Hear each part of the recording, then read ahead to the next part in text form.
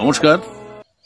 যুক্তির পথে মানুষের সাথে দক্ষিণ থেকে উত্তর 12 জানুয়ারি থেকে 19 জানুয়ারি 2025 সারা ভারত বিজ্ঞান ও যুক্তিবাদী সংস্থার পক্ষ থেকে এই 8 দিন ধরে সংস্থার নানান কর্মসূচির মধ্যে উল্লেখযোগ্য এবং গুরুত্বপূর্ণ একটি বিষয় আমাদের গণস্বাক্ষর সংগ্রহ।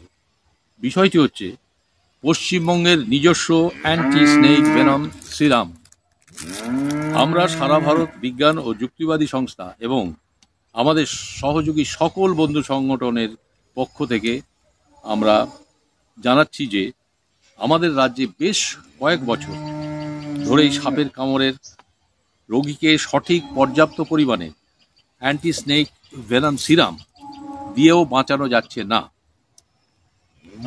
এ রাজ্যের সাপে কামড়ের চিকিৎসা বিষয়ে অভিজ্ঞ বেশ কিছু বিশিষ্ট চিকিৎসকের অভিমত হলো তামিলনাড়ু থেকে আসা এভিএস আমাদের রাজ্যের বিষধর সাপের ক্ষেত্রে সঠিকভাবে কার্যকরী হচ্ছে না, এফিকেসি কম। বিশেষজ্ঞদের বক্তব্য, এ রাজ্যে সাপের বিষের প্রতিষেধক হিসেবে ভিন রাজ্য থেকে নিয়ে আসা এভিএস সঠিক কার্যকরী নয়। সাপের কামড় আমাদের দেশে মৃত্যুর সংখ্যা মারাত্মক বেদনাদায়ক। সরকারি পরিসংখ্যানেই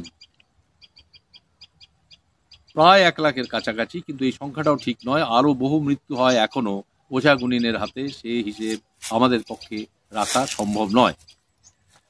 তার সাথে আছে মানুষের সাপ সম্পর্কে নানান ভুল এবং ভ্রান্ত ধারণা, ভয়, ভীতি, অজ্ঞতা।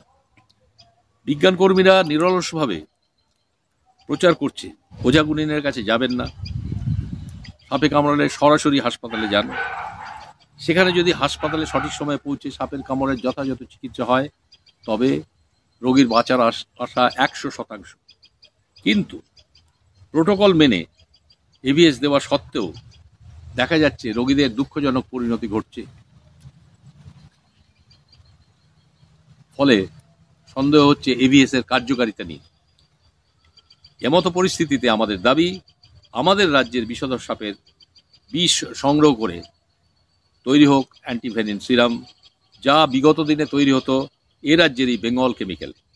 আমরা প্রত্যাশা রাখি এই বিষয়ে আপনি যথেষ্ট উদ্যোগী হবেন এবং আমাদের যারা সহমত, আমাদের সঙ্গে শুভানুধ্যায়ী মানুষ, সুস্থ চেতনা সংস্কৃতি সম্পন্ন মানুষ, আশা করি তারা আমাদের সঙ্গে এই গণস্বাক্ষর অভিযানে এবং এই আন্দোলনে হাত মেলাবেন। নমস্কার। রাস্তা পেরিয়ে রাস্তা, রাস্তা পেরিয়ে যাই, রাস্তা পেরিয়ে বন্ধু, বন্ধু তোমাকে চাই। রাস্তা পেরিয়ে রাস্তা, হোক না কঠিন রাস্তা, এগিয়ে যাই বন্ধু।